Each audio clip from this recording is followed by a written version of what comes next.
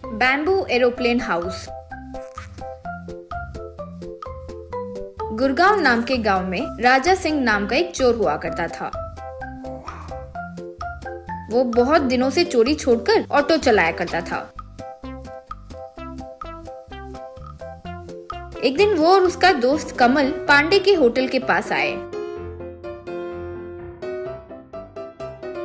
अरे किसी तरह मेहनत करके हमें एक विमान खरीदना चाहिए रे। एक हमारा जमींदार जयदेव जी का विमान है, बस यार एकदम अद्भुत है। कहते हैं कल ही खरीदा, पेपर में आया था, क्या मस्त है पता है। इतने में वहाँ आया पांडे। क्यों रे, अब पुलिस वाले चोर चोर कहकर पीछे पड़े तब भागने के लिए क्या? ए पांडे, मैं और मेरा दोस्त बात कर रहे हैं तो तुम बीच में क्यों पड़ रहे हो? तुम अपना काम देखो। रे मेरा काम मैं देख रहा हूँ रे। मेरे होटल में एक चोर आया है, यहाँ स्पून ग्लास वगैरह कुछ चोरी ना करे, इसीलिए नजर रख रहा हूँ। देखो, ज्यादा जबान चलाना कम करोगे तो अच्छा होगा, वरना कोई ना कोई तुम्हारा अकल ठिकाने पर लेकर आएगा, देखना। चल रे। कहकर दोनों वहाँ से निकल गए। ऐसे कुछ दिन बीतने के बाद पांडे के होटल के सामने कमल कुछ मजदूर के साथ मिलकर एक बैम्बू एरोप्लेन हाउस बनाया। कुछ दिनों बाद वो हाउस पूरा बनने के बाद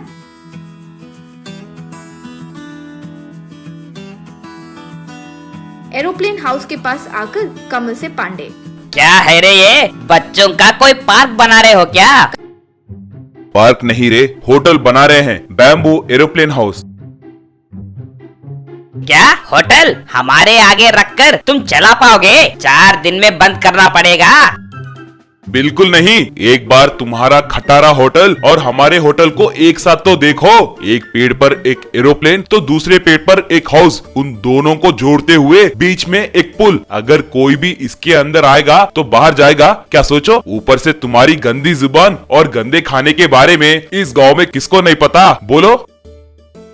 वो सुनकर मन में पांडे, बाप रे, ये जो बोल रहा है वो सच है। इसने ये होटल बना दिया तो हमारा धंधा तो चौपट हो जाएगा। पहले ही हमारा 40 साल से चलने वाला होटल है, अगर अब बंद कर दिए तो हमारे खानदान की इज्जत चली जाएगा। सोच रहा था। क्या सोच रहे हो? एक्चुअली ये आइडिया हमारा राजा सिंह तुम्हें ही देने वाला था, लेकिन तुम उसका अपमान किए, इसीलिए वो इसको खुद बनाने लगा, वो बात है। रे बस मुंह में जैसे आया वैसे बात किया रे। ये होटल मुझे दे दो रे, प्लीज रे। रे तुम्हें देखकर तो देने का ही मन है, लेकिन खर्च होगा ना। ऊपर से ऐसे अनोखी चीज के लिए एक अलग किस्म का पब्लिसिटी करना होगा, तभी आसपास के गांव से भी लोग आएंगे यहाँ। वो तुमसे हो पाएगा क्या? जितना भी हो चलेगा रे, पैसे दे दूंगा। ऊपर से क्या करना है बताओ, पूरी जान लगाकर करूंगा। कुछ नहीं रे, हमारे आसपास के गांव में प्रेजेंट टॉपिक क्या है? हमारे जमींदार का खरीदा हुआ एरोप्लेन। वैसे ही हमारा भी बैम्बू एरोप्लेन हाउस है, इसीलिए लोगों से तुम जमींदार का एरोप्लेन चुराने वाला हूँ, उसमें होटल रखने वाला हूँ, सबको आना होगा, ऐसे सबको कहो। अब ये पागल लोग वो बात पर विश्वास करके अपने आप तुम्हारे एरोप्लेन हाउस को पॉपुलर बना देंगे। कहकर चले गया। तब से पांडे जो भी दिखता उनसे, जमींदार के प्लेन को मैं चुराने वाला हूँ, उसमें होटल चलाने वाला हूँ। ऐसे एक हफ्ता बीतने के बाद एक रात को जमींदार के प्लेन के पास कमल और राजा सिंह नकाब पहन कर आए। अब उन्हें जमींदार का ड्राइवर पीछे से आकर पकड़ लिया। अब कमल राजा सिंह उसे बहुत पीटे। फिर उससे राजा सिंह, क्या रे, ये पांडे को ही मारने का सोचे? अब जमींदार का फ्लाइट बच गया, ये मत सोचना। जमींदार का फ्लाइट चुरा लूंगा, उसमें होटल चलाऊंगा। यूं पुकारते हुए दोनों चले गए। अगले दिन एरोप्लेन हाउस के पास पांडे, राजा सिंह, कमल जब खड़े थे तो वहाँ जीप में पुलिस वाले आए।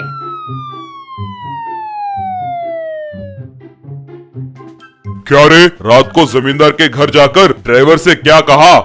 तब मन में पांडे, क्या पता, शायद इस होटल मिलने की खुशी में जमींदार के घर भी गया होगा। आजकल पता नहीं खुशी में मैं क्या कर रहा हूँ। सोचते हुए एसआई से पांडे, क्या कहूँगा? जमींदार फ्लाइट चुरा लूंगा, होटल को चला लूंगा, ऐसे कहा होगा? इतनी हिम्मत रे तुझे, मेरे सामने ही चोरी करूंगा कह रहे हो, चोर कहीं के? कहकर पांडे को एसआई कांस्टेबल सब मिलकर बहुत मारे।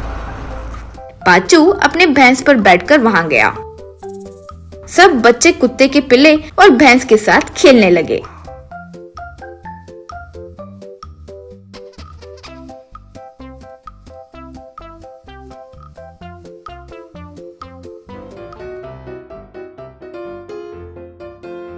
फिर सब पानी में खेले। कुत्ता और भैंस किनारे के पास खड़े होकर देख रहे थे।